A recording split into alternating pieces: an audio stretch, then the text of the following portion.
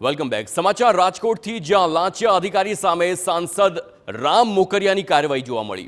અધિકારીએ વેપારી પાસેથી 25,000ની માંગી હતી લાંચ. વેપારીએ સાંસદ રામ મોકરિયાને રજૂઆત કરી હતી. રામ મોકરિયાએ વેપારીને રૂપિયા પરત અપાવ્યા છે. લાંચ માગનારો ટોલ માપ ખાતાના અધિકારી હોવાનું સામે આવ્યું છે. બંસીલાલ ચૌહાણ નામનો અધિકારી હોવાનું સામે આવ્યું અને આખી જે ઘટના બની તેમાં રામ મોકરિયા સાંસદ વચ્ચે આવ્યા અને જે વેપારી હતા તેમને રૂપિયા પરત અપાવ્યા.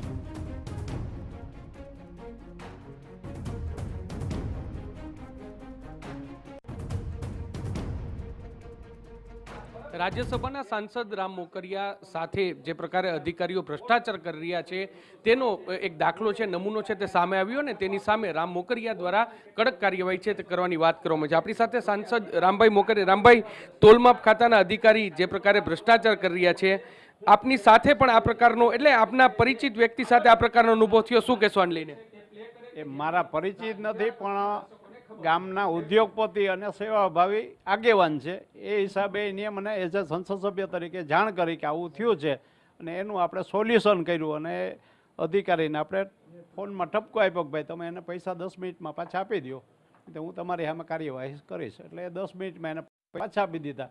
વેપારીનો મને ફોન આવી ગયો, મને પૈસા પાછા મળી ગયા. 12,000 ડન કર્યો તો એને પહોંચ આપી દીધી. 12,000 રૂપિયા એને ભરી દીધા. નહીં, પણ જે 25,000 રૂપિયા છે તેની પણ માંગણી કરવામાં આવી હતી અને આપ વેપારી આપી પણ દીધા હતા, શું કહેશો આને લઈને? એ વેપારીએ તો બધા લોકો ડરતા હોય એટલે એની સામે ખોટા પગલાં ન લે, ડરાવે એટલે એને પૈસા 25,000 આપવા પડ્યા. પણ આપ્યા પછી મને ખબર પડી, મેં જાણ કરી, અધિકારી એને પાછા તરત આપી દીધા 10 મિનિટમાં. એ અધિકારી કયા વિભાગના છે ને અધિકારી સામે હવે શું તમે કોઈ ઉચ્ચ કક્ષાએ એમના ઉચ્ચ અધિકારીઓ છે તેમને રજૂઆત કરશો? એ અધિકારીના જે મિનિસ્ટર છે એ મિનિસ્ટરને હું રજૂઆત કરીશ અને આવો સડો હોય દૂર કરવા માટે એ પ્રયત્ન કરે. મારી પાસે જે માહિતી છે એને પહોંચાડીશ. કયા વિભાગના અધિકારી છે? લગભગ તોલમાપ ખાતું હતું એવું કીધું મને. એ અધિકારી છે તમારી પાસે પણ આવ્યા હતા, શું કહેશો? કારણ કે રામભાઈ, સૌથી મોટો પ્રશ્ન એ છે કે અનેક વેપારીઓ છે, અનેક એસોસિએશન છે, આ પ્રકારના અધિકારીઓથી, આ પ્રકારના વિભાગોથી ડરતા હોય છે. આવા જે કોઈ અધિકારીઓ હેરાન કરતા એને વેપારીએ એના યોગ્ય ફોરમમાં અથવા તો જાગૃત પ્રતિનિધિઓ એને એની રજૂઆત કરવી જોઈએ અથવા તો એન્ટી કરપ્શનમાં જાણ કરવી જોઈએ. જો પોતાના વેપાર ધંધા કાયદેસરના કરતા સારી રીતે વિકાસ કરવો હોય તો કોઈ પણ જાતના ડર રાખ્યા વિના એની રજૂઆત કરવી જોઈએ. શું માનો છો કે જે પ્રકારની અધિકારશાહી છે, સાથે સાથે અધિકારીઓ છે તે ડરાવીને ભ્રષ્ટાચારમાં ગળાડૂબ છે, આવા અધિકારીઓ સામે કાર્યવાહી થવી જોઈએ?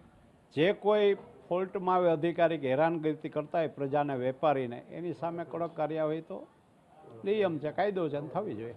સ્પષ્ટપણે એટલે રામભાઈ મોકરિયા છે કે જેઓ દ્વારા આ સમગ્ર મામલે જે અધિકારી છે તેનો પણ ઉધડો છે તે લેવામાં આવ્યો હતો. એક વેપારીને ત્યાં તોલમાપ વિભાગ છે તે તપાસ કરવા માટે ગયું હતું અને તેની પાસેથી 25,000 રૂપિયાની લાંચ છે તે માગી હતી. જો કે આખી વાત છે તે રાજ્યસભાના સાંસદ રામભાઈ મોકરિયા છે તેની પાસે આવતા તેમને અધિકારીને કહ્યું હતું અને અધિકારી દ્વારા આ રૂપિયા છે તે પરત આપવામાં આવ્યા હતા. પરંતુ સવાલ એ વાતનો થઈ રહ્યો છે કે અનેક એવા વિભાગો છે કે જે વેપારીઓ હોય કે ઉદ્યોગપતિઓ હોય તેને દબાવી અને તેની પાસે રૂપિયા પડાવવાનું અને ભ્રષ્ટાચાર કરી રહ્યા છે, જેની સામે કાર્યવાહી થવી ખૂબ જ જરૂર છે. આ સમગ્ર મામલે જે મંત્રી છે તેમને પણ રામભાઈ છે તેમના દ્વારા રજૂઆત કરવામાં આવશે તેવો દાવો કરવામાં આવી રહ્યો છે.